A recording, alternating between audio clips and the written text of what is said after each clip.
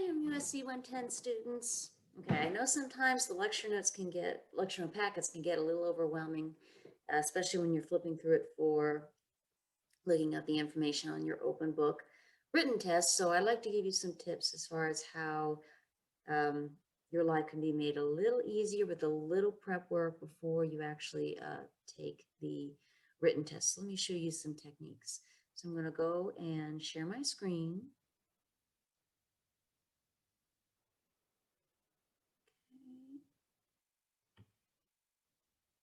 All right, so just to familiarize y'all, okay, this is the second half, starting on page 12 of Unit 1 class lecture notes, okay? So what I'm going to do is I'm going to scroll down to where the study guide is located. All of the study guides are located at the end of each unit of lecture notes, okay? So I'm going to scroll down to that, which in the case of the first unit,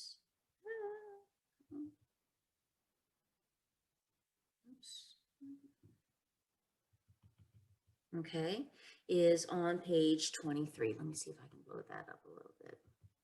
Okay, so the study guide is divided into music terms, okay, that you would need to know, as well as music concepts. And the music concepts in this case would be on the bottom of page 23 and then 24. Okay, now first of all, in the class lecture notes, if you see something that's bold red and bold black, it is going to be on the upcoming test, okay? If it is not bold red or bold black, you don't have to worry about that portion, okay? So first thing, when you're going through the techniques that I'm about to present, remember to look for bold red and bold black, okay? So I'm gonna stop share, okay? And I'm gonna pause actually, I'm not gonna pause the video. Okay, so the first thing we're going to look at is a possible index card. Okay, so I'm going to pull out what I created. Okay, this is just a Word document sampling what you could do to organize yourself and make things a little easier for you. I'm going to blow this up real quick. Okay, so the first example for a suggestion that I have is an index card or a cheat sheet. Okay, so some students prefer, my light's bad. Some students prefer index cards, okay, like the ones that I have right here, okay? And some students prefer doing this sample index card as a whole sheet of paper, all right? About the size of a normal sheet of paper and writing on it front and back, okay? So this is what I call a reference sheet or reference card, all right? And basically what students will do is they will go through that study guide and they will make note cards, okay? Writing real small things that they think they're going to forget or things that they're going to need to reference quite a bit, okay?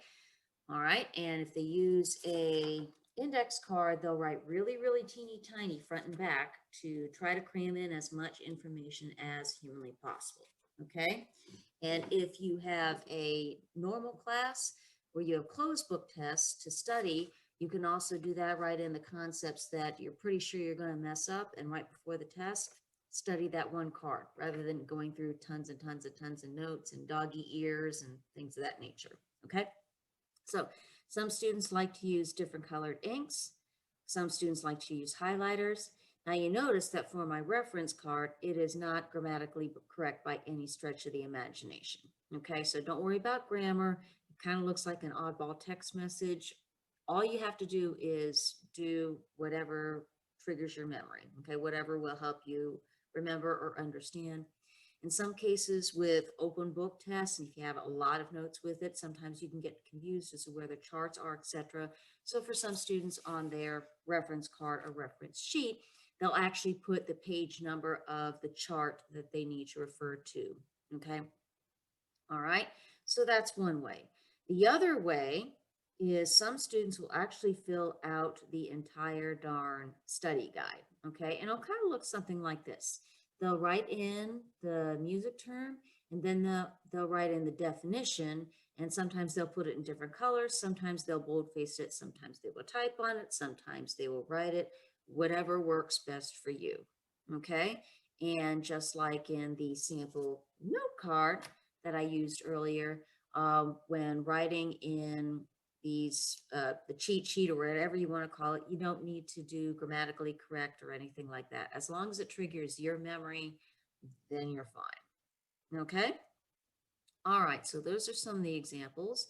Another example, and I'm going to pull that out, is the summary of class visuals. Okay, now you can find that um, under assignments, under the syllabus packet. You can also find it under course documents as well. Let me show you what that looks like.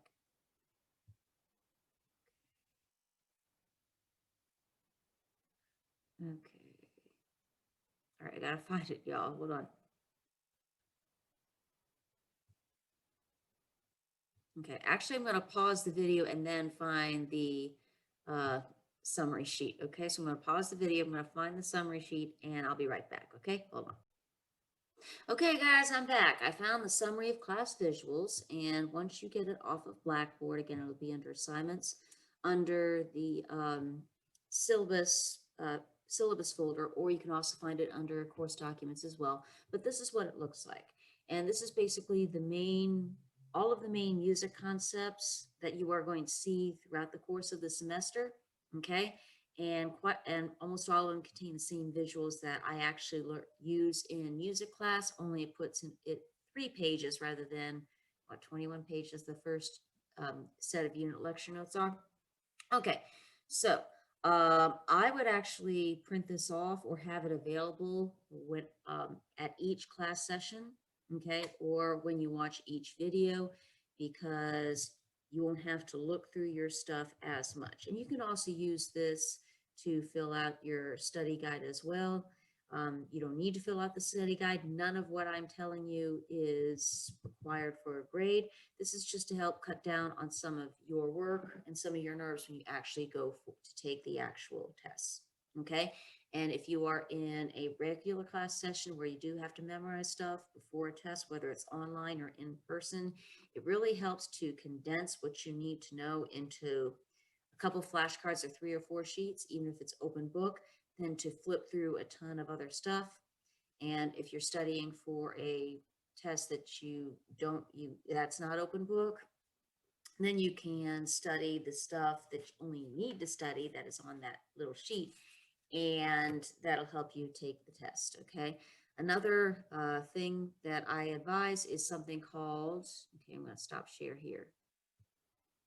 All right, is memorize and dump, whether it's open book or whether it is actual taking a test without any notes at all. And what I would do is bring a blank note card or blank sheet of paper, show it to the professor, ask their permission first. And all of the stuff that I had a fear that I would forget, as soon as the test starts, before I touch the test at all, I dump everything that I had crammed in that I think I'm going to forget on that note card or on that blank sheet of paper. Remember, you got to show the teacher the blank note card or the blank sheet of paper, and you got to turn it in with all of your stuff and write your name on it. Okay. So then if you have a mental block and you need something to jog your memory, you can use your reference sheet. Okay. You're not cheating because it comes off the top of your head, but remember, you do have to ask your teacher's permission in order to be able to use that technique. So I hope you find this helpful. Best of luck to you on your upcoming written tests, and I will see you in other videos. Take care, guys. Talk to you soon.